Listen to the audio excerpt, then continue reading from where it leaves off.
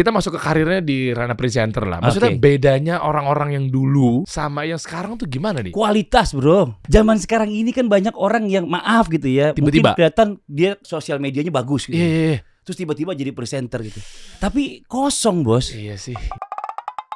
Kita kasih solusi. Wah, ini senior saya Bang Fadli. Terima kasih banyak Bang Dery, makasih banyak udah diundang mampir ke tempat kasih solusi. Tadi hampir duduk di sini ya. Iya, salah. Gue inget, biasanya gue jadi host aja. Bukannya apa? Apa tuh? Pamor gue turun. Jangan dong, jangan. Kita kan ini saring ini aja, beriringan aja. Iya. Oh, tapi ini senior saya. Ini inget ya, yang ini namanya Fadli ya. Fadli ya. Ingat ya. Yang asli. Oh, iya. Biasa ada gambar badaknya di sini. Fadlannya dong. Fadlan nggak masuk, kan nggak ada gambar badaknya, kan nggak palsu. Kan gue yang lahir duluan, ya kan gue yang lahir duluan. Ini ada cerita seru loh ya. Terkait mereka berdua, ternyata nanti kita mau bahas ya. Kayaknya silsilah kembar identik tuh kita bahas juga kali ya. Boleh. Tadi di belakang kamera seru banget Bang. Lu harus cerita di sini Bang. Lu harus cerita. Ya. Termasuk bisnis, sempat ada bisnis, sempat udah enggak juga ya. Udah sekarang udah bisnisnya juga. Tutup. Naik turun karirnya luar biasa. Kita cobain semua. Ya namanya orang ikhtiar kan, nyari rezeki kan. Kita nggak pernah tahu Allah mau kasihnya di mana. Oh ternyata kamu lebih cocok sebelah sini gitu loh. Jamaah. Iya. 11 tahun loh di situ loh. 11 tahun loh. Masya Allah luar biasa. Ibaratnya santri udah 11 tahun nih. Iya. Kan acaranya kan tiap hari. Iya bener, pagi. Coba lu mikirin, lu nyantri berapa lama paling? Ya paling berapa? 3 tahun. Ini Senin sampai Minggu tayang. Nah gue 11 tahun. Berarti gue harusnya udah jadi santri yang senior gue berarti kan. Bener. Harusnya lu Bang yang jadi ustadznya. Jangan. Terus ada nganggur kan. Nganggur. Wah dia bisa nge-MC sendiri, jadi ustadz sendiri, kasih ustadznya. Jangan, gue gak mau ngambil ranah itu. Jadi gue dakwahnya di kalangan keluarga gue aja kan. Gak apa-apa sama teman-teman gitu. Oh kalau ngomongin keluarga juga seru nih. Iya. Dakwahnya di kalangan keluarga yang mana nih? Yang anak pertama cowok. Anak pertama cowok. Cowok cewek kembar. Kembar cewek cowok. Baru ada cowok lagi yang keempat lagi. Dan terakhir yang kelima cewek. Banyak anak ini. Sebentar, ini urutannya sama Bang Fadlan juga begitu? Fadlan gitu juga. Dari anaknya Fadlan. Ya Fadlan kan yang dari anaknya dia 4, ya kan? Coba. Bang Fadli cowok pertama anak gue. Anak pertama Fadlan cowok. Anak gue yang kedua kembar cewek dan cowok. Anaknya Fadlan yang kembar kedua cewek dan cowok juga. Hah? Anak yang Fadlan keempat, yang dari Fadlan ya, itu anak gue cowok. Anaknya Fadlan juga cowok. Seandainya nanti Fadlan punya anak lagi, cewek pasti. Kan anak gue cewek. Kayak gitu. Nah buktinya kenyataannya Allah kasihnya begitu. Iya juga ya. Udah gue bacain hidupnya Fadlan. Sebelum dia waktu anak pertama mau ini, udah lu gak usah periksa-periksa. Anak gue udah 3 nih kan. Lu baru mau anak pertama. Anak lu pertama laki. Lu jangan so tau lo ngatur-ngatur hidup gue. Pulang USG istrinya kecewa dia. Kenapa lu? Anak gue laki bener. Terus gitu juga hamil yang kedua. Oke, hamil yang kedua. Lu ngapain periksa? Udah lu yakin aja. Anak lu kembar. Lu bener-bener ya gak begitu juga konsep hidup itu. Kita gak tahu Allah ngasihnya kayak gimana. Udah gue mau USG. Ya udah lu USG aja. Pulang gembira sambil kecewa. Mukanya gitu. Gitu. Kenapa lu? Iya bener, anak gua kembar. Dan bisa pas cowok-cewek lagi ya? Cewek cowok juga. Yang terakhir gitu juga. Ketiga. Ya bukan ketiga kan jadi keempat kan. Jadi keempat. Udah, lu udah percaya sama gua kan berkali-kali. Anak lu laki lagi. Anak gua kan laki gitu. Enggak lah, kali ini mungkin perempuan gitu kan. Jadi pas yang dari dia dua-dua kan gitu. Pas dia WSG balik lagi. Iya anak gua laki. Ini seru banget ya. Yang namanya kembar identik, apakah memang begitu kan belum tentu ya? Belum tentu. Kalau gue berpikirnya Allah cuma pengen kita nih berdua nih dikasih yang sama gitu. Karena Allah mungkin menggambarkan kayak nyokap gue tuh cintanya ke gue tuh pengennya segala sesuatu tuh sama Fadlan tuh semuanya sama. Gue dapat kue 1, Fadlan juga dapat kue 1. Gue dapat permen 1, Fadlan juga harus dapat permen 1 gitu. Nyokap gue kayak gitu. Jadi mungkin Allah nih kasih implementasinya kayak mama kasih gitu. Mikirnya gue gitu. Jadi gue husnuzonnya seperti itu sih sebenarnya. Cuma memang kalau dari istilah medis itu belum tentu dia. Belum tentu. Oke, silsilah kembar dari mana Bang? Dari nenek. Jadi nenek-nenek kembar. Ada maksudnya nenek gue ya. Jadi nenek kembar ya. Iya. Nenek A sama nenek B. Nenek A sama nenek B. Ini Iya. konsepnya gitu ya. Iya. Ada nenek A, nenek B. A sama nenek B. Nenek gue nenek A. Ya karena kakaknya. Oke. Adiknya nenek B. Iya. Nah ini nenek dua punya anak, nggak ada yang kembar. Oke. Satu generasi di bawahnya dia yang melahirkan nih nenek ini ya kan nenek gue, nggak ada yang kembar. Semuanya sendiri-sendiri satu walaupun anaknya dia sampai 11. Oh berarti ada yang cowok, cewek, cewek, cowok gitu, lah ya. acak lah random lah ya kita anggap seperti itu. Nah baru dapat cucu dari bokap gue itu kembar gue sama Fadlan. Jadi lompat satu generasi, nenek gue kembar identik, mukanya mirip. Nenek mukanya mirip gitu. Nenek gue yang mana ya gitu ya. Gak usah diperhatiin. Gak usah diperhatiin. Kan orang kan mesti ada gambarannya gitu. Ini nenek mukanya mirip gitu ya kan. Gitu. Kembar cucunya cuma gue doang yang kembar. Makanya mereka seneng banget. Jadi dari mereka itu yang udah legend gitu ya kan, maksudnya udah nenek-nenek terus tiba-tiba punya cucu kembar, gue sama Fadlan. Makanya gue sama Fadlan tuh sama tante gue tuh disayang sama om gue gitu karena gue menyerupai seolah-olah mungkin keturunan dari nenek gue yang kembar gitu loh. Nah tapi kalau yang namanya kembar itu memang nurunnya tuh berapa langsung ke generasi selanjutnya? Biasanya gitu. Biasanya katanya lompat satu generasi biasanya katanya. Berarti kalau dari nenek berarti ke cucu. Iya. Bang Fadlan harusnya cucunya dong. Harusnya gue juga cucu. Fadlan di rumah. Iya. Gak apa-apa udah biasa. Gue ya. Iya. Nah, Bang Fadli harusnya cucu. Harusnya punya cucu yang baru kembar. Anak dari mereka-mereka nih harusnya nih. Iya. Dari mana anak-anak ini? Nah, dari mereka itu harusnya ada yang kembar. Iya, baru kalau misalnya seandainya seperti itu. Tapi kalau gue kan kemarin langsung. Aku jadi bisa ya? Gue bisa punya anak kembar, Fadlan juga punya anak kembar gitu. Dan ini apa namanya? Mungkin ya kita nggak tahu ya. Mungkin coba sama-sama kita browsing aja nanti. Ada nggak sih orang kembar yang punya anak kembar dua-duanya gitu bareng gitu loh. Mungkin kalau salah satu di antara mereka ada, iya mungkin ya. Tapi kalau dua-duanya anak kembar punya anak kembar, mungkin nggak banyak kali di dunia ini. Iya lagi gue baru denger sih. Iya coba nanti kita browsing aja ya. Iya benar. Dan belum tentu juga tapi umurnya samaan kali ya. Belum tentu. Iya. Maksudnya umur sama gimana? Yang kan tadi udah 3 tahun duluan lah punya anak. Oh iya. Iya kan nikahnya juga beda. Nikahnya beda. Iya. Gue 3 tahun duluan lebih cepat nikah dibanding Fadlan. Bahkan anak pertamanya Fadlan itu di bawah umurnya anak gue yang kembar. Anaknya Fadlan yang pertama. Makanya kan jauh jaraknya nih sebenarnya kalau kita bicara masalah tentang waktu gitu ya. Iya. Jadi nggak mungkin. Karena barengan karena ini nggak mungkin karena bedanya jauh. Anak Fadlan yang kembar sama anak gue yang kembar itu bedanya 3 tahun. Kurang lebih seperti itu. Nah itu menurut gue sesuatu yang Allah kasih ke gue tuh luar biasa gitu kepercayaan. Makanya dokter bilang kalau lu kembar identik. Ini waktu istri gue lagi hamil nih kan anak kembar. Terus dokternya ngomong, lu nggak mungkin punya anak kembar identik 99,9%. Maksudnya gimana gitu? Maksudnya adalah anak lu ini pasti kembarnya beda kelamin. Karena bapaknya identik. Identik tuh maksudnya satu kelamin, laki-laki kembarnya atau ibunya perempuan-perempuan gitu kembarnya. Jadi lu kalau ibunya perempuan-perempuan atau bapaknya kembarnya laki-laki, anaknya kalau langsung itu biasanya kembarnya cewek cowok. Oke, kalau dibalik. Nah sekarang anaknya Bang Fadli nih, cowok cewek nih. Nah gue nggak tahu tuh kalau yang kayak gini. Edukasinya kata dokter gimana? Kalau orang tuanya cowok cewek yang kembar. Kalau yang kembarnya cewek cowok, mungkin bisa yang punya anak kembar mungkin. Tapi kalau bicara identik, mungkin dia dapet. Karena dianya nggak identik. Oh, lawannya jadinya. Jadi kalau orang tuanya kembarnya identik cowok-cowok, cewek-cewek, berarti anaknya kalau dia langsung kembar, nggak identik. Nggak mungkin identik. Berarti cowok-cewek. Begitupun sebaliknya, kalau orang tuanya cowok-cewek nggak identik, bahasa ini mungkin identik, mungkin enggak. Jadi ada banyak kemungkinan masih. Okay. Tapi kalau yang jelas-jelas sama identik, udah nggak mungkin identik gitu katanya dokter. Oh gitu kali ya. Nah kan kita nggak percaya juga kan, ternyata memang buktinya begitu gitu. Yeah. Nah kalau kita ngomongin masalah keluarga, artinya kan berarti kan perjalanannya luar biasa ya sampai akhirnya. Kalau kita taruh mundur ke belakang nih Bang, misalnya nikah dari umur berapa, karirnya gimana. Waduh, kalau ngomongin karir itu dahsyat sih sebenarnya. Gimana? Karena pada saat teman-teman gue masih nongkrong gitu ya kan. Nongkrong main gitar, nyanyi-nyanyi, gue udah jalan di fashion show tuh SMA. Nyari duit. Dari modeling ya? Iya. Jadi model kita tuh saat itu ya kan. Udah punya duit tuh. Gara-gara duit jadi model sebenarnya. Kan gue juga anak tongkrongan kan. Model kan sesuatu yang tabu buat gue sebenarnya. Cuma karena ada duitnya, Gue berdua Fadlan sepakat. Oke, kita ambil nih gitu.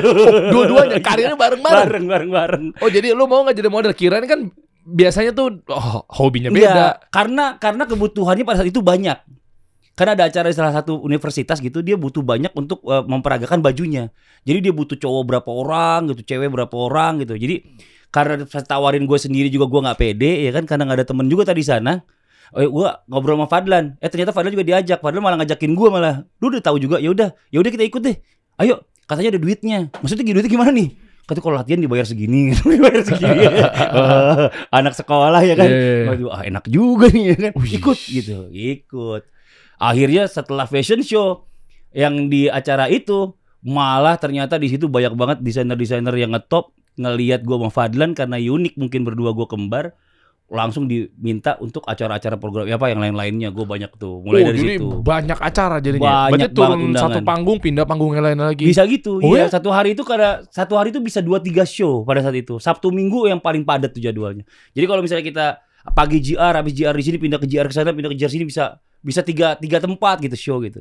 Zaman itu memang lagi banyak banget. Dan bayarannya berapa waktu itu, Bang? Bayarannya itu kalau nggak salah masih 300.000. Ya gede lah. 300.000. Itu sebelum Chris Brown kan? Iyalah tahun 95. Lah iya. 94, 95. Gede loh 300.000 di tahun itu. 300.000 dibayar, gue ingat banget. Waduh itu, berasa kayaknya super banget kayaknya kita ya kan punya duit. Oh, iya. Makanya nama channelnya Super Fadli ya. Iya. Udah super dari dulu ya. Udah super dari dulu. Nah tapi karirnya bukan cuma situ aja. Maksudnya setelah itu mulai ngelirik-lirik iklan. Iklan pada saat itu dari tahun 90-an, 95, 96. Ya 95 sampai tahun 2000, 2004 tuh iklan gue banyak banget. Jadi gue lebih menguasai iklan sambil gue juga berbisnis saat itu. Bisnis, gue adalah salah satu orang yang membuat DKI Jakarta ini bisa online saat itu. Jadi gue bikin fiber optik dari Jakarta, balai kota ke 5 wilayah kota gitu kan. Dari 5 wilayah kota ke Samsat, semuanya bisa online, bisa real time. Itu saat itu kita yang buat tuh sama teman-teman. Itu sebagai vendor? Kita sebagai kontraktornya. Oh, kontraktor. Kontraktornya, kita yang ngerjain, kita yang ngasih konsep. Dari situ mereka kita bikin lan semuanya. Jadi bukan cuma ini lagi, jadi mereka bisa nelfon gratis pakai internet semuanya ke ruangan itu kan. Dulu kan PABX masih kan. Oh, dan ini nyambung gak sama Telkomnet instan? Enggak, kan kita kalau konten ini langsung ke internetnya. Ini kan internetnya kita beli sendiri, providernya dulu pakai ada satu perusahaan lah kita pakai. Yang sekarang juga masih ada sampai sekarang, yang gede gitu. Nah itu kita beli internet yang gelondongannya di dia dulu. Jadi kita per tahun berapa gitu. Gila, kalau fiber optiknya kan itu kan di bawah tanah kan? Bawah tanah. Itu seluruh Jakarta. Hampir seluruh Jakarta. Proyeknya gede banget tuh ya. Zaman itu ya kan. Alhamdulillah, tapi semuanya pekerjaannya lancar, bagus, dan sampai sekarang juga masih bagus. Dulu kita yang bikin itu juga, website pertama kali buat penyeimbang dulu pada saat pemerintah diserang sama orang nggak kerja gitu. Kita bikin dulu ada yang namanya www.beritajakarta.com. Yang bikin website ya? Kita bikin websitenya. Tim IT-nya? Tim IT-nya. Sampai kita juga yang nyiapin orang untuk nyari data konten semua keluar untuk kayak gubernur lagi ngapain, kepala dinas lagi ngapain, semuanya bikin masukin beritanya. Supaya masyarakat tahu bahwa mereka ini kerja loh gitu. Jangan bilang mereka nggak kerja. Karena orang kan nggak tahu karena nggak ngelihat. Sedangkan mereka agendanya kan nggak mungkin dikasih pengumuman. Saya mau kerja loh gitu ya. Iya. Nah itu kan kekuatannya pada saat itu internet itu kan adalah sosial media itu untuk mengasih tahu semua orang bahwa ini loh sebenarnya yang dilakuin yang lu nggak pernah lihat gitu. Sedangkan tapi internet memang masih dulu kan pakai Telkomnet instan dulu agak ribet ya. Tapi paling nggak user udah banyak saat itu. Dan alhamdulillah itu bertahan lama di JKI. Lo kenapa nggak lanjutin aja? Kok malah berkarirnya di dunia entertainment? Ya itulah kan yang namanya kan bisnis kan ada pasang surut. Yang namanya temen juga ada. Temen itu kan nggak selamanya juga baik. Ada juga yang temen juga tiba-tiba di tengah jalan bagaimana dan lain-lain. Ya panjang lah. Akhirnya 2004 memutuskan untuk nggak lagi bisnis sama sekali. Gue balik ke dunia entertain. Total full. Bawain sinetron, segala macam dan lain-lain. Pokoknya ya yang mana aja yang ada rezekinya yang Allah kasih kita jalanin aja deh. Pokoknya gitu aja intinya. Dan pada saat itu Allah ngasih kemudahannya di sana. Setelah kantor gue semuanya istirahat, tutup semua segala macam, Allah ngasih kemudahan di sana. Dan alhamdulillah sampai sekarang masih survive. Oh, ditutup tuh maksudnya berarti tanggung jawab ngasih pesangon dong? Ngasih. Oh ya, ngasih pesangon. Ada beberapa aset yang kita jual juga saat itu. Waduh. Ya nggak apa-apa lah. Ya kan cobaan ya kan. Masya Allah. Allah udah kasih banyak juga sama kita. Masa kita mau gitu aja memprotes. Udah. Istri untungnya orangnya tenang banget. Ya udah yang menurut kamu yang terbaik nggak apa-apa, aku ikut aja gitu. Jadi mau seneng mau susah, lagi seneng dia ikut seneng, susah dia ikut susah juga jadinya. Iya. Dan berarti kan nikahnya muda ya Bang ya? Nikahnya muda. Nikahnya waktu itu gue umur 22 mau 23, istri 20 mau 20. 19 mau 20. Muda banget. Iya. Dengan udah punya yakin mapan apa segala macam. Ini udah banyak dulu ceritanya, alhamdulillah ya kan. Kalau seandainya nggak nikah, takutnya laki-laki kayak gue gak kuat imannya gitu loh. Oh, dipakai buat hal-hal yang enak-enak. Pada saat itu aja walaupun masih sedikit gitu ya, tapi kayaknya udah ada pikiran ke sana gitu loh. Oh, janganlah ini kalau nggak nikah ini tiap malam nongkrong ini di mana sini segala macam. Tapi orang tua kan kaget juga ya kalau umur 20-an tiba-tiba mau nikah. Gue nggak ngasih, Bos. Nggak ngasih tuh kan? Nggak ngasih. Ngapain? Baru juga lulus kuliah, nikmatin aja dulu hidup. Seneng-seneng. Terus cari pengalaman apa segala macam biar juga nanti kalau seandainya nikah udah puas gitu. Enggak lama udah aku mau beli rumah aja lah gitu kan. Aku beli rumah aja. Mau beli rumah ntar mau ngajak orang nikah gitu. Coba pikirin lu baik-baik. Mikir tuh gue kan. Nyokap gue masih belum terima. Gue telepon abang gue baru balik waktu itu, dia lagi berlayar kan. Dia kerja di kapal pesiar. Dia chef. Lu waktu gue kemarin pulang lu gak ngomong, sekarang lu baru ngomong. Iya baru kepikiran gitu ya kan. Oh dia udah layar soalnya. Dia udah berlayar soalnya. Dari berlayar kan lama, bisa 3 bulan, 4 bulan, 6 bulan gitu kan. Jadi ntar nikahan gue dia gak bakalan datang intinya gitu. Ya udahlah gimana, terserah lu deh gitu kan. Akhirnya ya udahlah, gue berpikir karena uang ada alhamdulillah. Ya tunjukin aja ke orang tua bahwa memang gue serius, gue beli rumah ya kan, gue beli apa yang keperluan semua segala macam yang harus gue siapin, hampir renovasi, terus gue minta nikah sama mertua dikasih. Alhamdulillah tahun 2015 Maret 2000 gue nikah. 15 Maret 2000. September 2001 gue punya anak pertama, rumah gue udah jadi, gue pindah. Berarti luar biasa ya di tahun itu jobnya. Wah, banyak kan mana Bang? Di antara model kan sambil MC juga kan? MC juga kan? Masih. Saat itu udah jadi presenter. Oke, dan kategori dari beberapa profesi-profesi itu yang paling karir dari oke itu yang mana? Yang paling gokil itu si bisnis memang. Tapi bisnis itu easy come easy go. Dalam arti lu dapatnya banyak memang. Tapi kan lu kan investasinya juga banyak gitu loh. Dan risknya tuh juga besar gitu loh. Jadi segala sesuatu yang kita mau dapat banyak tuh nggak mungkin risknya nggak besar gitu. Pasti risknya juga besar. Resiko ya tiba-tiba ntar barangnya rusak terus gak ada warranty atau mungkin apa segala macam dan lain-lain, atau mungkin kita udah invest tiba-tiba orangnya lari dan lain-lain, itu macam-macam sih. Oke. Dan memang nggak bisa di industri yang sama. Misal investnya kan pasti kan pengalamannya kan sudah di industri yang itu. Iya, ada beberapa sih coba ke kuliner segala macam, ternyata gue juga nggak cocok, rugi semua ternyata.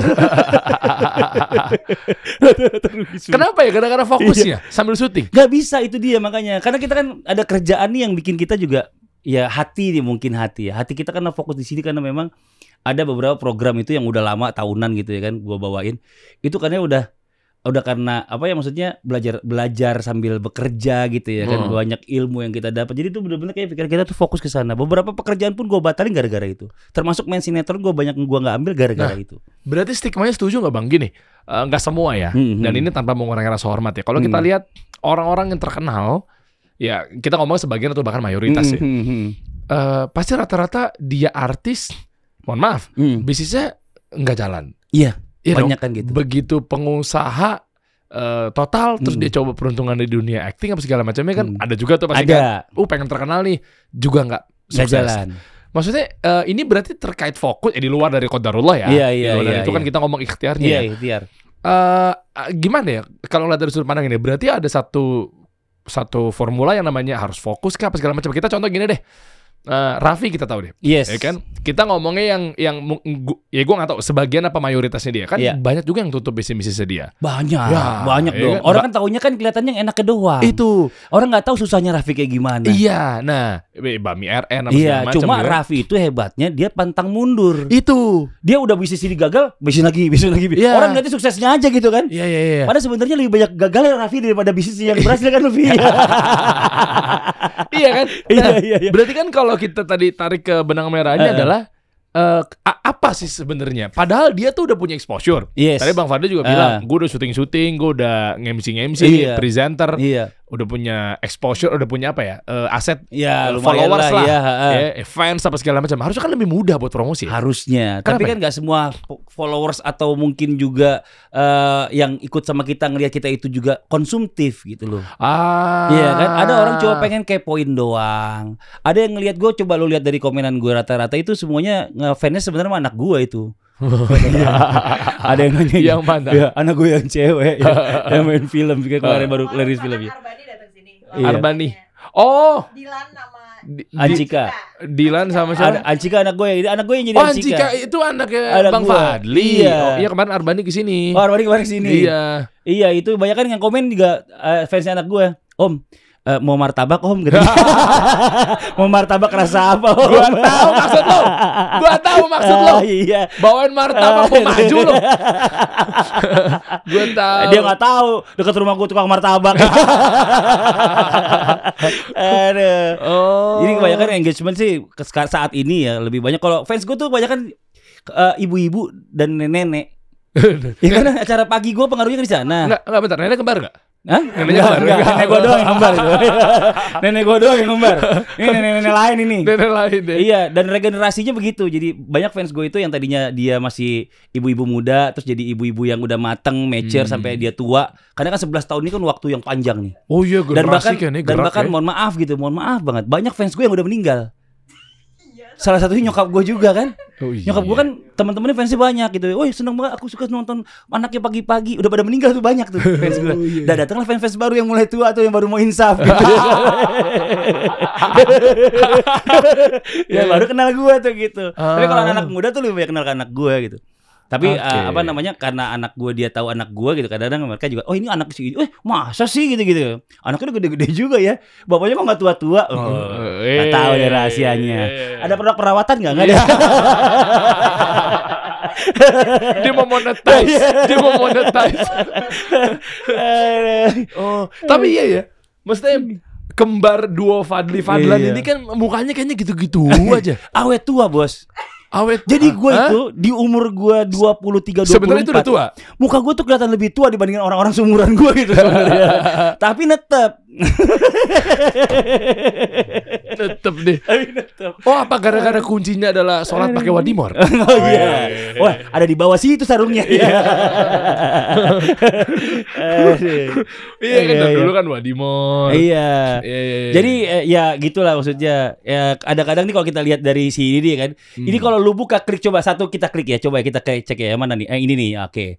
Coba klik komennya. Om mau ngelamar masukin CV kemana om izin? Lah iya bener. Lah iya padahal random loh. Lah random loh. Coba lihat lagi nih.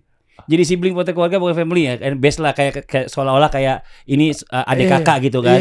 Bukan kayak keluarga. Masya Allah tuh. Coba diklik yang bawahnya ada kita ambil lagi yang lain. Asik ya jadi komunal gitu semuanya foto rame-rame semuanya konsepnya. Mirip Jisoo pakai selimut. Pas kecil ngefans sama bapaknya di GGS. Udah gede ngefans sama Azizi katanya anaknya. Sepertinya ada misi keliling Indonesia nih gimana nggak cantik anaknya, keluarganya aja cakep semua. Oke Lembong, coba dibawa lagi. Ada yang tunggu sabar. Pokoknya rata-rata ini gitu. Sadam. Siap. Oh, nasibku jadi mantu, jadi tukang foto. Mantu gue belum punya, mantu-mantu aja. Mantan pembantu. Sadam. Gue mau pulang. Gue mau ngeblok akun gue sendiri. Sadam. Enggak, coba deh. Boleh scroll ke bawah. Nah, bentar. Enggak, tenang. Ini bukan buat kayaknya gue masih ada harapan bahwa masih ada fans lo yang dulu ya. Coba scroll dong. Saya mau nyari nama ibu saya ada nggak? Mak gue main IG soalnya. Harusnya ada tuh. Dia kalau nonton program gue masih ada dia. Mana Wadimor? Mana coba ini? Oh di Kus Bradia. Oh tuh ganteng banget papanya Z. Saya selalu papanya Z. Tetep aja ada anak gue dibawain kan. Tetep ada Z-nya. Tapi gitu. Ya maksudnya gini. Ya mungkin ini yang namanya regenerasi gantian kali ya. Kalau dulu itu kan orang bilang itu anaknya si Fadly gitu. Kalau sekarang banyak orang udah ngomong Fadly itu papanya Z gitu. Jadi terbalik. Ya itulah gitulah kira-kira ya namanya hidup. Iya benar. Iya. Kalau biasanya kan di saat mungkin generasinya mesti ya 5 tahun 10 tahunan lalu lah ya. Betul. Yang itu anaknya Fadly tuh. Fadlynya yang diangkat. Iya. Anak-anaknya Fadly, gue pernah punya program salah satu TV di apa namanya TV itu jalan-jalan sama anak gue. Setiap minggu itu Sabtu Minggu itu pasti gue beda kota. Itu program hampir 2 tahun. Jadi itu orang tahu tuh anak gue. Anaknya Fadly. Sekarang udah itu papanya Z. Ini papanya Z.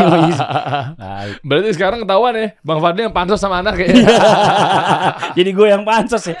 Komenannya mereka semua. Iya. Teman-teman mereka semua mestinya fansnya Z. Iya. Nah, kalau kita lihat dari kayak gini nih kan generasi, lintas generasi Lintas generasi. Kita masuk ke karirnya di ranah presenter lah. Maksudnya bedanya orang-orang yang dulu sama yang sekarang tuh gimana nih? Kualitas, bro. Emang ya? Coba lu perhatiin itu nggak ngebohong ya. Zaman sekarang ini kan banyak orang yang maaf gitu ya. Tiba-tiba mungkin kelihatan dia sosial medianya bagus gitu. Iya. Terus tiba-tiba jadi presenter gitu. Tapi kosong, bos. Iya sih. Iya Lu lagi. coba lu lihat aja coba. Lu perhatiin bedanya kualitas orang yang memang dia basicnya itu memang dia presenter sama orang yang dikatrol untuk jadi presenter. Pemain film tiba-tiba dijadiin presenter. YouTuber tiba-tiba dijadiin presenter. Kalau YouTuber mungkin ada basic dia bisa ngomong. Iya kan? Cuma lu yang joget-joget di TikTok, terus tiba-tiba jadi presenter atau nggak ada isinya. Dan YouTuber juga gini, Bang. Mohon maaf ya, maksudnya iya oke lah di situ memang dia memang ngomong dia interaksi. Tapi lihat deh, ini tanpa mengecilkan ya, ini nggak ada maksud untuk mojokin, tapi kita lihat dari secara umumnya aja. Kan mereka editing kan? Editing. Nah, bisa jadi pas ngomong sebenarnya dragging misalnya. Oh iya bisa. Sebenarnya mungkin banyak dipotong dia. Dipotong-potong karena eranya zaman sekarang kan editingnya kan yang istilahnya press harus cepet tak kalau nggak orang nggak nonton lari. Iya, istilahnya kan napas haram gitu loh. Betul. Jadi nggak boleh ada napas, nggak boleh ada napas. Jangan ada jeda gitu ya. Jangan ada jeda. Nah, kalau orang-orang dulu kan istilahnya jedanya itu by skill gitu loh. Isi semuanya. Kita kayak gini ngobrol dari tadi kita nggak ada jeda nih. Maaf ya nggak ada kata-kata sama sekali loh. Kita lancar terus nih. Jadi kita isi yang kita omongin gitu. Nah kalau mereka tuh nggak tahu apa yang mau diomongin sebenarnya apa. Ini kita lagi ngebahas, wah ada telepon. Nyokap gue nih udah meninggal nyokap gue. Bini gue bisa gitu. Halo, assalamualaikum Beb. Lagi podcast. Bentar di tempatnya Derry. Astagfirullah.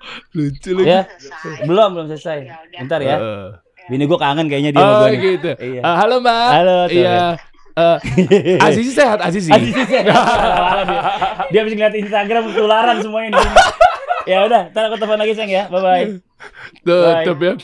Tanyain mau dibuat martabak enggak. Tukang martabak dekat rumah gua. Tetep aja gue udah. Sekarang gue yang maju. Kalau kita ngomongin industri lagi Bang di presenter, apa memang sekarang kan makin kesini makin kayak apa ya, YouTuber jadi tadi balik lagi tadi ya. Tapi bukan nggak bisa disalahkan juga, bukannya itu malah datengin traffic ya, exposure apa segala. Kan TV jadi pada ke situ. Kalau gue ngelihat sih banyak orang TV itu pengennya tuh yang viral-viral saat ini, karena dia berpikir yang viral itu akan mendatangkan share atau rating. Tapi ternyata dalam praktek lapangan nggak semua yang viral itu share ratingnya bagus. Kembali lagi kepada orang-orang yang viral ini dia tetap punya daya tarik langsung atau enggak. Karena ada orang yang mungkin di sosial media dia punya daya tariknya tinggi. Pada saat dia diundang di TV, nggak kelihatan daya tariknya gitu loh. Nggak ada yang sesuatu yang kelihatannya menjual. Apa yang dijual gitu. Sebenarnya ini cuma karena editan bagus aja gitu. Ada yang cuma diajak ngomong cuma pelangak pelongo. Ya nggak bakalan lama gitu. Nah, tapi kalau seandainya kayak dulu, mungkin kita sebut nama aja ya. Po Alpa. Nggak tahu. Nah, dia kan awalnya kan viral. Ditawarin, tapi dia punya skill. Ini beda nih, maksudnya nasibnya balik lagi tergantung orangnya. Kalau lu punya base apa atau mungkin punya jiwa yang pengen maju, lu pengen belajar dan lu pengen mau sukses, lu bisa. Tapi kalau lu cuma begitu-begitu aja berharap lu dengan viral gitu terus tiba-tiba lu pengen ngetop, nggak ada kemampuan lain dan lu nggak mau mengasah, selesai hidup lu. Po Alpha sekarang luar biasa kalau gue ngeliatnya. Oke. Oh iya, coba misalnya siapa? Mang Oding kemana? Banyak yang udah pada hilang. Coba ya. Ini kita sambil bahas nggak masuk untuk ini ke mereka ya, buat edukasi aja. Bang Oding, terus Agus Sedunia ya siapa? Iya kan? Udin Sedunia. Udin. Iya. Emang rata-rata Agus sama Udin memang banyak ya? Banyak banget soalnya yang namanya Agus sama Udin. Iya, Udin Sedunia. Abdul juga banyak, Abdul. Iya. Termasuk banyak juga. Tapi gitu lah maksudnya. Orang-orang yang kayak gini tuh gak bertahan lama. Jadi mungkin viral pada masanya tiba-tiba hilang. Kalau dia nggak bisa memanfaatkan kesempatan itu atau dia nggak mau mengasah kemampuannya, ya udah akan hilang begitu aja. Begitupun dengan artis sebenarnya. Coba lihat artis dari zaman dulu sampai sekarang. Artis tuh banyak banget. Cuma yang masih bertahan dari tahun 90-an sampai sekarang siapa? Yang masih main sinetron mungkin, atau mungkin yang masih jadi presenter, atau mungkin coba bisa dihitung malah. Bisa dihitung kan? Kenapa masalahnya? Itu kenapa sih, Bang? Ada macam-macam penyebabnya. Penyebab yang pertama adalah mungkin pada saat dia hype, ini kayak apa ya? Star syndrome. Oh, oke. Star syndrome dengan biasa bayaran tinggi, terus lu tiba-tiba udah nggak ngetop, dibayar lebih rendah. Jauh. Ego. Nggak mau dong. Nggak mau. Wah, gue nggak mau. Salah. Pada saat lu lagi nggak punya apa-apaan, nggak ada bargaining lu sebagai artis, walaupun lu ngetop dulunya, cuma lu nggak punya program, nggak punya apa, lu ditawar segitu, naikin deh. Jangan juga lu bertahan di harga lu sananya 10 sana gitu. Ditawar lu cuma 3 gitu. Jangan segitu deh, 4 deh gitu. Seandainya gitu kita ngomong. Okay. Kan masih masuk nih. Yang penting lu kita bicara masalah lu eksistensi dulu. Lu di situ lu masuk 4 gitu kan. Oh, diterima. Walaupun jauh dari 10 biasanya. Terus tapi di jalan lu 4, nanti lu ditawarin lu udah jadi 5 di tempat lain. Jadi 6 lagi di tempat lain. Atau jadi 7 lagi bisa di tempat lain. Harusnya begitu. Ini karena awal nih nurunin yang gak mau, yang ego, itu yang bikin orang pada hancur. Oke. Padahal kalau dia coba ambil tadi misalnya 4, dia ke 5, itu kan potensi. Untuk apa ya, PH atau station lain tuh ngelihat ya. Begitu bahwa juga, ternyata dia masih stabil tuh. Iya, yang penting dia eksis. Kalau orang gak mau tahu, kayak kita di penonton netizen yang di rumah, wah udah artis gak laku itu sih. Ngomongnya kan pedes. Sebenarnya kan dia nggak tahu kalau seandainya negonya nggak cocok, sebenarnya kan gitu ya kan? Harga negonya nggak cocok. Iya. Cuma orang mikirnya artis nggak laku, nggak pernah ada di TV katanya gitu, kan repot kita urusannya. Jadi sebenarnya mempertahankan eksistensi itu susah. Yang kedua, yang paling penting itu adalah sebenarnya bicara masalah tentang kedisiplinan, disiplin waktu. Banyak orang yang udah ngerasa dirinya ngetop, star syndrome, lo di calling jam 7 pagi buat syuting, datangnya jam 11 siang atau mungkin datangnya jam 1 siang. Nah itu kenyataan terjadi di dunia kita. Ini yang muda-muda nih? Mau yang muda, mau yang tua juga begitu sama. Ya? Ada juga yang begitu. Ya, maksudnya nggak tua-tua banget. Kalau tua-tua banget senior mereka udah pasti tahu lah. Mereka tuh timenya tuh datang. Oke, aku jam 7. Kalau bisa aku jam 9 udah selesai ya. Oke. Pulang ya. Cepat kalau yang tua justru. Kalau yang senior tuh mungkin gara-gara ini kan Inong juga orang TV kan. Kita kan juga dulu pernah ada di situ-situ lah ya. Soalnya kan biasanya pas datang kan set belum di setting, Bang. Ya, tapi kan gak ada lighting belum dipasang. Gini, tapi kita bicara masalah profesionalisme, kita bicara masalah kontrak. Coba tanya Inong. Gue mungkin baru di syuting itu, kalau seandainya gue syuting itu ada yang mulai syuting jam 11. Callingan gue jam 9. Jam berapa gue datang? Jam 9 gue datang. Gue mau ngapain di situ? Yang penting gue udah nyampe, bos. Gue mau ngapain santai-santai, gue ngobrol dulu sama kru segala macam, itu udah menurut gue itu SOP gue dibayar dari jam 9 sampai selesai jam 3 sore sananya. Kalau seandainya gue selesai jam 1 siang berarti bonus buat gue. Gitu aja dong, bener gak? Okay. Kita mikirnya gini, lu jangan mencari untung mulu, mau enak doang gitu. Maksudnya, gue belum datang, belum di set, segala macam. Lah ini kan juga teman-teman semuanya lagi ikhtiar nih, ibaratnya. Ya udah lu callingan jam berapa ya, kalau memang lu bersedia nunggu, ya kan ibaratnya dikontraknya seperti itu. Di callingan lu dibayar sekian, lu datang dari jam 9, selesai jam 3 sore. Kalau sampai seandainya jam 3 sore lewat, terus tiba-tiba belum selesai, gimana? Wah, kita lihat dulu dong. Ini masalahnya kenapa? Oh, ternyata masalahnya kliennya ada gini-gini segala macam. Oh, ya udah gimana, terus kita mundur ya. Tapi kita kasih kesempatan waktu, kliennya bilang jangan sampai lama. Kalau bisa maksimal jam 4 gitu. Kita juga harus ada tenggang rasa nih gitu loh. Karena orang-orang produksi di lapangan sama klien ini kan beda urusan.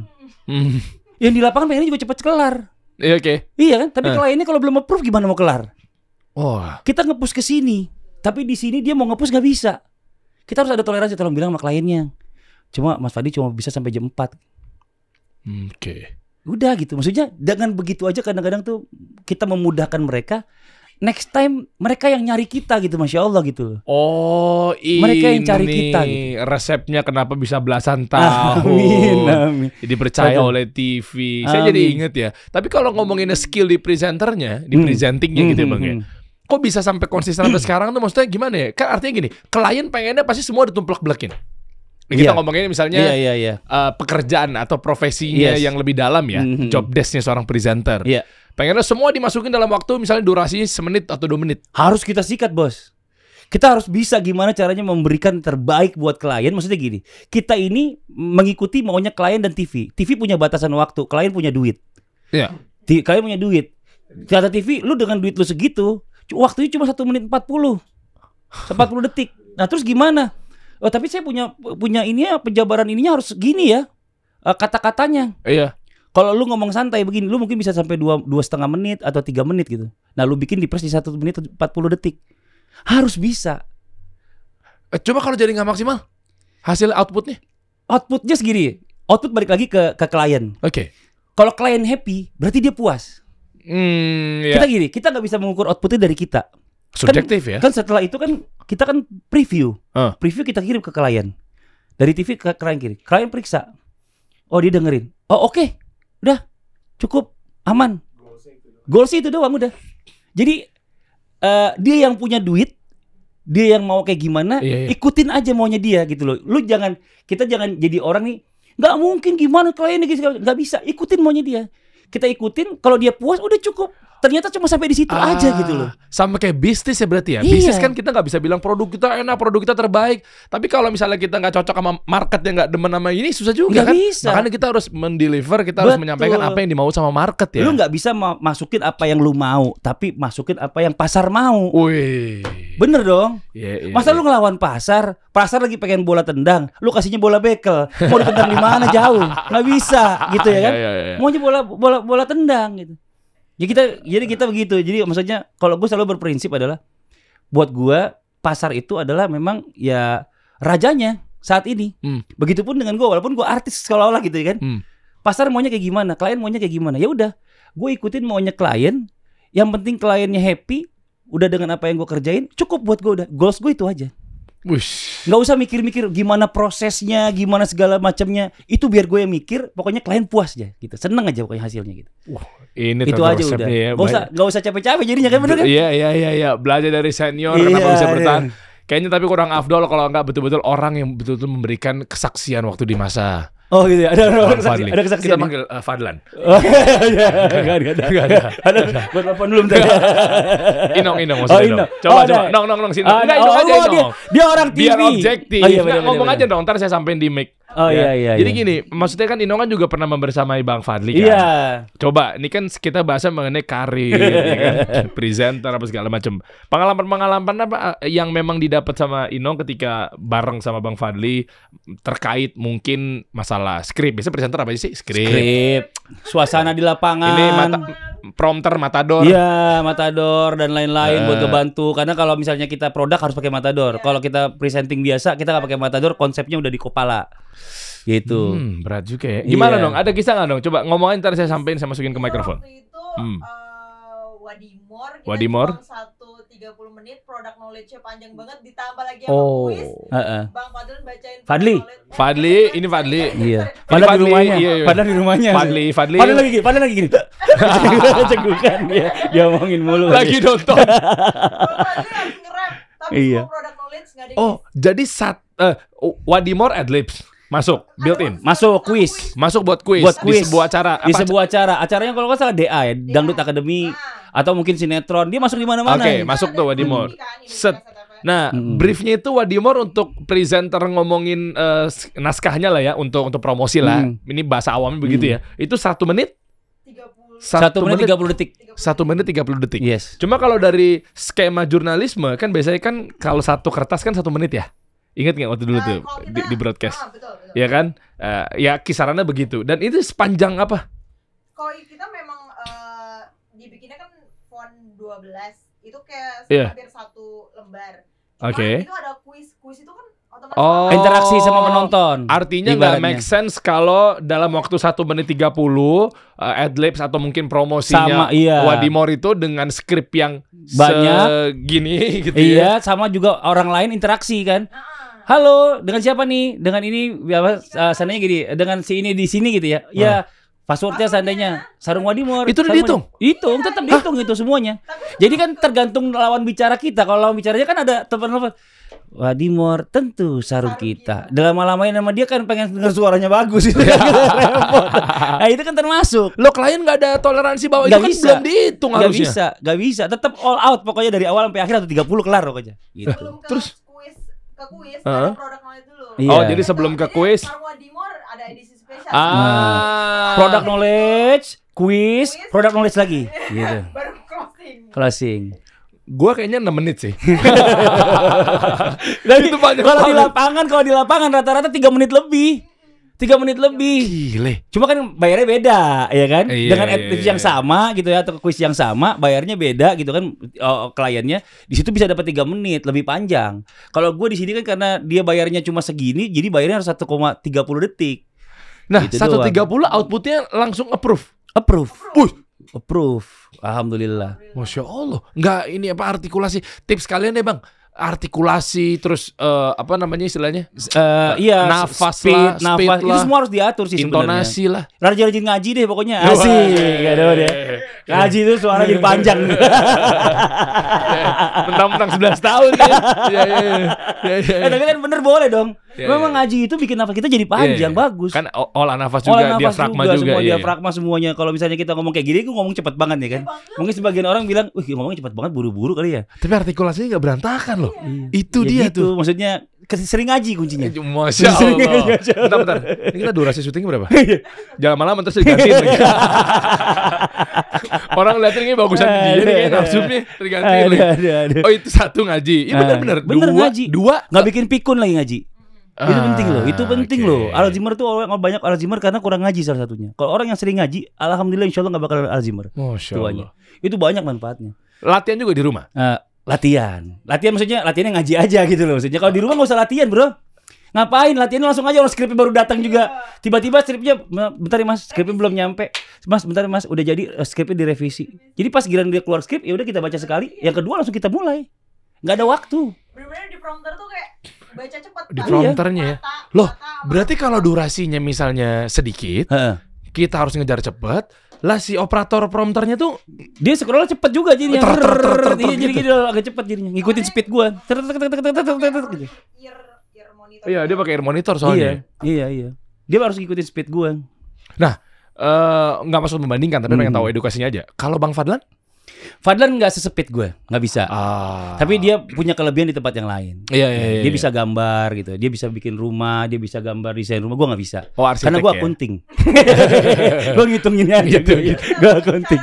Iya. Iya. Biar nggak salah. Oh iya, bedanya gimana ya? Orang TV ya? Nah, kalau diem katanya dia. Kalau bisa nang, jauh itu pasti udah Bang Fadli. Kalau apa istilahnya talkative? Kalau itu Bang Fadli. Kalau gue tuh gini, satu lagi, gue tuh selalu seneng di tempat gue syuting dimanapun gue berada, gue menganggap itu kayak rumah. Jadi gue bikin suasana setiap syuting itu nggak pernah ada yang tegang gitu. Kita makan bareng-bareng, ya beli apa nih? Wah, beli gorengan ya, gue bawa gorengan, bawa apa, beli makanan. Kita makan, nongkrong. Nah itu maksud gue dari awal kita datang itu kita udah bisa nyantai dulu sama mereka gitu. Setelah itu kita kerjanya fun, ketawa. Mana ada kita kerja yang stres. Walaupun kliennya tolak-tolak kita ketawa lah, apalah, nggak ada yang stres gitu. Jadi kerja itu harus dibikin fun biar berkah. Buktinya sampai sekarang ini udah hampir mungkin dari sarung itu aja. Mungkin Masya Allah udah hampir 500 episodean gue kerja. Satu episode berapa tuh Bang? Lumayan lah, udah jadilah pokoknya. Rumah digedein lah ya. Amin, gak banyak yang lain berkah lah pokoknya. Anak bisa kuliah, sekolah pilot. Anak gue yang kedua sekolah pilot. Anak gue yang pertama sempat di movie illustrator di Malaysia. Sekarang dia lagi nerusin di Unpad. Bandung. Lo tadi yang pas Bang Fadli baru datang ke ruangan gue tuh, yang abis nganter anak VO dubbing apa? Z yang kedua itu yang kembar. Dia main film kemarin Ancika kan, terus dia baru bikin ada sesuatu project yang harus dia bikin suaranya. Kemarin dia habis dari luar negeri gitu, habis dari Jepang, bikin ya project sekarang harus ngisi suaranya gitu. Sekaligus nanti dia ada meeting juga. Gitu. Dia lagi banyak kegiatannya juga. Ada film baru juga yang udah siap mau jalan juga buat dia gitu. Dan memang dari sekarang nih, dari mereka pada remaja-remaja ini udah di set bahwa lu harus jadi entertainer. Enggak, gue serahin ke mereka masing-masing maunya. Anak gue yang pertama, dia pengennya justru di balik layar. Dia yang bikin filmnya. Oh, kayak misalnya apa sutradara misalnya. Iya, atau anak gue yang kedua ini dia lebih sebagai pelakunya, sukanya. Yang kembarin yang cewek. Yang cowok nggak suka, nggak tertarik. Dia justru tertarik di bidang perpilotan kayak omnya. Jadi pengen jadi pilot. Oke. Nah, anak gue yang keempat ini yang cowok ada ketertarikan di dunia entertain, belum tahu tapi gimana besarnya nanti. Oh, tapi emang udah mulai ikut iya, nonton. Udah mulai gitu. senang, dia mau ada foto buat baju muslim lah, apa dia mau gitu segala macam ya. Ada ketertarikan tuh anak, kita arahin aja lah maunya kayak gimana. Jadi mau jadi pilot-pilot, kita sebagai orang tua kita fasilitator aja supaya mereka ini investasi kita nggak salah. Karena investasi masa depan kan mereka semua. Iya, lanjut. Kita kan ada yang harus generasi yang lanjutin, doain kita nanti siapa kalau kita udah nggak ada. Kan mereka ya kan. Iyalah. Kasih mereka yang terbaik semuanya. Jangan pernah kasih mereka yang bilang gini, buat anak sekolah yang sini aja deh, murah. Kita juga jadi orang pintar, nggak bisa, jangan. Kasih yang terbaik dengan yang terbaik itu nanti dia punya teman juga yang baik-baik. Kalau ada uangnya bang, ya kalau nggak ada uangnya, kita harus, kan orang tua kita harus nyari. Terbaik menurut orang itu kan beda-beda kan, maksudnya. Kemampuan kita segini ya terbaiknya di sini gitu loh. Kalau misalnya maksudnya dia punya uang lebih sebenarnya, tapi dia tega ngasih anaknya di tempat yang kurang bagus menurut dia sebenarnya gitu. Nah itu jangan. Gue tahu maksudnya ada sekolah yang lebih bagus daripada anakku. Cuma kemampuan gue di sini yang terbaik menurut gue adalah ini. Kasih yang terbaik. Semua gue kasih yang terbaik buat anak. Supaya apa? Supaya mereka juga mendapatkan nanti yang terbaik, dan insya Allah nanti juga mereka feedback ke kita juga yang terbaik insya Allah. Wih, Masya Allah. Iyalah. Berkarir ya. Iyalah. Coba pahala yang paling besar apa? Sedekah ke siapa? Ke keluarga. Terdekat dulu ya, betul. Dari mulai istri, anak. Istri tanggung jawab tuh pahalanya kan berlipat-lipat. Dibandingin kita orang nggak kenal. Kalau bisa ya keluarga nomor 1. Orang dekat dulu. Baru dulu ya. Adik, baru siapa segala macam, tetangga, baru orang jauh. Makanya kita juga kalau misalnya kan kita nih sebagai muslim ini waktu kita terbatas, jadi kita harus beramal cerdas artinya. Jadi jangan lu menyanyiakan sesuatu yang sebenarnya memang Allah udah kasih rumusannya, ini jauh lebih baik, ini jauh lebih baik, tapi lu kasih yang biasa-biasa gitu. Paham gak maksudnya? Ngerti. Paham ya maksudnya? Ya misalnya di dompet adanya duit warna merah sama duit warna abu-abu. Seandainya hari Jumat sedekah gitu. Sedekah hari Jumat tuh luar biasa dahsyatnya. Dibandingkan hari lain gitu. Iya, hari Jumat kan berkah. Nah, udah gitu lu masukin di hari Jumat cuma sedikit, sayang dong. Mendingan lu masukin kasarnya gini, kasih yang gede. Karena nih Jumat nih pahalanya berlipat-lipat gitu loh. Lu kasih di hari Jumat udah mewakili hari-hari lain gitu. Pintar gak maksudnya? Maksudnya kayak gitu maksud gua gitu. Ini udah hari-hari lain juga kagak ngasih. Kagak ngasih gitu. Lu hari Jumat doang kasih dikit lagi. Bener gak maksudnya kayak gitu lah. Kayak kita ngejar Lailatul Qadar gitu. 1000 bulan gitu. Sebenarnya apa sih? Karena kita makhluknya umat Nabi Muhammad ini cuma dikasih waktu umur yang gak terlalu panjang. Umat-umat Nabi lain kan ada yang umur ratusan tahun, bahkan sampai ada yang berat 100 tahun. Kita dengan waktu yang pendek, lu dapat qiyamul lail. Coba hitung berapa tahun kalah mereka semuanya umatnya Nabi-Nabi lain. Ya maksudnya gitulah, beramal cerdas di waktu yang terbatas gitu. Itu yang harus kita lakuin. Makanya kayak investasi buat anak, cari yang terbaik buat sekolahnya. Ya walaupun nanti dia mau kayak gimana proses dalam kehidupannya beragama, itu kan Allah suka prosesnya gitu. Gue nggak pernah mau melarang, biarin aja dulu. Karena gue juga bisa jadi kayak gini karena ada prosesnya gitu. Biarin ada prosesnya. Tapi tetap kita kasih mereka sekolah yang baik, sekolah Islam apa segala macam dan lain-lain. Masya Allah. Setelah itu mereka jadi pasti mereka paling nggak basicnya udah ada. Dan kita sebagai orang tua cuma ngingetin. Kita nggak pernah tahu kapan pas hidayahnya masuk, dapet semua jalan dengan baik insya Allah. Masya Allah. Gitu aja. Ya kita lihat bahwa memang Bang Fadli ini kita sampai bertahun-tahun seperti ini kan berarti kan dengan kegigihan nih, keseriusan ya. Sampai untuk ngatur waktunya tadi ya, misalnya kayak sama keluarga, sama karir, itu nggak ngeri sakit Bang? Maksudnya kan sakit ya. Ya kan kita dengar juga di berita kan. Adalah. Kalau sakit-sakit kita gini, sakit pasti yang namanya manusia itu nggak bisa menghindari yang namanya sakit. Rasulullah aja sampai walaupun nggak pernah sakit, di akhirnya hidupnya kan sakit. Walaupun ada yang bilang itu juga, ada yang bilang diracun dan lain-lain. Sakit ini udah qadarullah. Kalau kita ngambil hikmahnya adalah sakit ini sebagai penggugur dosa-dosa kita di masa lalu, supaya kita nanti ngadep Allah juga nggak terlalu berat dosanya gitu loh. Mungkin udah dihapus-hapusin, mudah-mudahan ngadep ke Allah itu dosanya udah gugur semua. Karena udah dikasih sakit yang ini segala macam, kita enjoy aja gitu. Maksudnya nggak pernah ngeluh gitu. Kita nikmatin segala sesuatu yang dikasih sama Allah itu adalah bagian dari kehidupan kita gitu. Ya udah, memang ini jalan takdirnya Allah tuh akan ngasih begini. Cuma ikhtiar kita tetap ada kan. Kita coba berobat biar nggak terlalu sakit banget gitu. Tapi kita nggak ngeluh gitu. Bukannya kita berarti ngeluh gitu. Tuh lihat. Nggak ada yang tahu kan, istilahnya kan melihat Bang Fadli sekarang kayaknya tuh sehat-sehat apa segala macam ya. Tapi bener Bang, gue mau klarifikasi, sempat kena autoimun itu. Ada, jadi ada dokter kemarin juga dia periksa dari hasil anak profile, karena autoimun kan harus di anak profile dulu. Anak profile itu positif autoimun di atas border. Alhamdulillah masih, ya alhamdulillah kita alhamdulillah aja ya. Udah di border di atasnya. Tapi maksudnya udah kena positif. Dan kenanya di rheumatoid arthritis. Jadi di persendian tuh kalau lagi datang tuh kayak ngilu, keseleo, kayak nggak bisa jalan, nggak bisa gerak, tangan nggak bisa ditekuk. Nah kalau nggak boleh juga cedera nih kayak gini nih, jadi bengkok tangannya tuh. Iya. Jadi nggak lurus kayak gini tuh. Kan ini lurus itu. Iya. Ini enggak gitu. Loh, kenapa bang? Nggak tahu, itu kayak bikin lapisan dia di sini, dia kayak ada apa yang kapurnya gitu. Iya, kayak ada lapisan-lapisan di atasnya itu pas lagi di ronsen tuh ada gitu. Itu gara-gara apa? Enggak, kalau boleh tahu aja. Iya, lagi naik motor kemarin, lagi naik motor sama istri gitu kan, tiba-tiba miring gitu kan, berat motornya kan, menahan biar gak kena mobil yang orang. Harley itu? Iya, biar gak kena mobil orang. Malah keseleo kayaknya nih, udah bilangnya keseleo doang gitu kan, tadi juga hilang. Orang nggak pernah nggak pernah kenapa-napa juga kita. Tiba-tiba sebulan kemudian, 2 bulan kemudian, ya kok jadi begini ya, jelek banget ya udahlah, nikmatin aja lah. tapi itu nggak diurut. Enggak diurut, kan mikirnya nggak kenapa-napa, cuma keselio, kegencet doang. Kegencet doang, bro, mikirnya kegencet doang gitu ya. Lalu kalau kegencet emang kan nggak jatuh, kegencet gitu ya udah lepas, ya udah paling keselio di situ doang, tadi juga hilang, nggak taunya bengkok, ya udahlah. Masya Allah. Dipindah aja lah, tadi juga lurus lagi kali ya.